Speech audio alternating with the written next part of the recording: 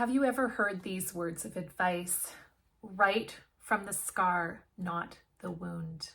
For me, writing has always been a primary tool for healing, so waiting to write until I have healed doesn't make sense to me. Writers do ask me, though, when they will know that they're ready to write their hard stories, and on that topic, I do have some thoughts. I'm Nicole Breit, award-winning poet, essayist, and creator of the Spark Your Story Lab. I help writers of creative nonfiction craft their best work and share it with the world. And today I want to talk about how to know whether or not you're ready to delve into raw and vulnerable material you feel called to write a story about. Have you ever wondered about the right time to write about grief or loss? Hit the like button to let me know if this question has held you back from writing your stories. Writers sometimes ask me how much temporal distance is needed before I write about my story, or how much time should pass so that I can avoid re-triggering my grief. These questions suggest that there is a right answer for everyone, just like that advice to write from the scar, not the wound. I think the answers really depend on a writer's own sense of readiness.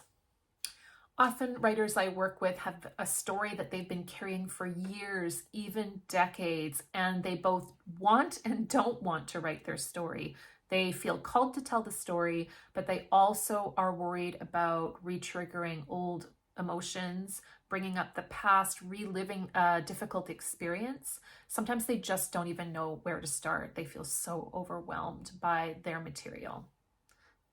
For others, their experience of loss is so profound and they want to do their story justice. They're afraid that they will never be able to tell the story in the way that they want to honor it. If you felt this way too, let me know by typing yes in the comments. Here's one thing that I've learned about writing a story before I was ready.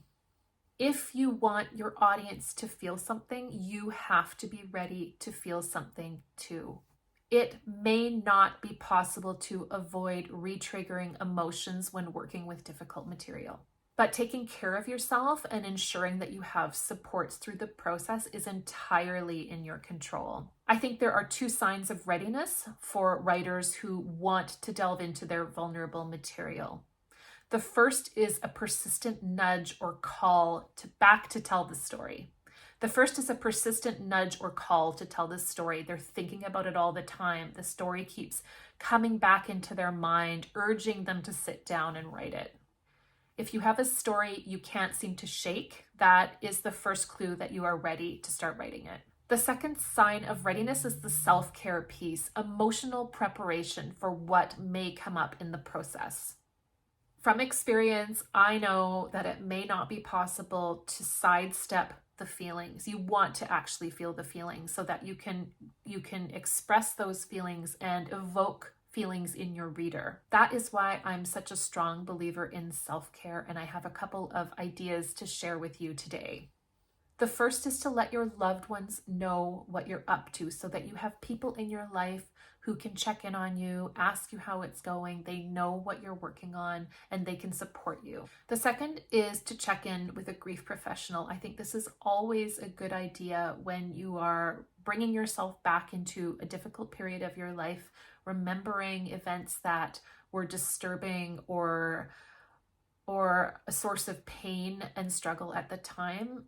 Take the time to find a professional that you can have a conversation with and who can be a resource for you while you're in the writing process, just in case you need extra support.